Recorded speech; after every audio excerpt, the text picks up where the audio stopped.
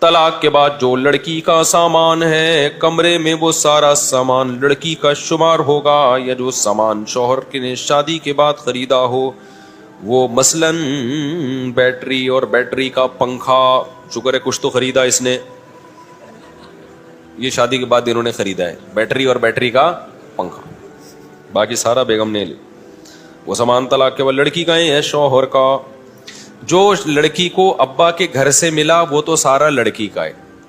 جو لڑکے نے بیوی کے لیے بنایا وہ سامان جو لیڈیز ہی استعمال کرتی ہیں، چوڑیاں وڑیاں ہو گئی، زیور ہو گیا، کپڑے ہو گئے، وہ بھی بیوی کا ہے، لیکن اس کے علاوہ جو سامان ہے بیٹری پنکھا یہ شوہر کی ملکیت میں ہوتی ہیں یہ چیزیں، تو یہ شوہر کی ملکیت میں، یہ بیگم اپنے ساتھ نہیں لے جا سکتی، ورنہ طلاقیں ہوں گی، کھلے ہوں گے، عورتیں پنکھے بھی اٹھا کے لے کے جا رہی ہوں گی۔ ایسا نہیں ہوتا بھائی،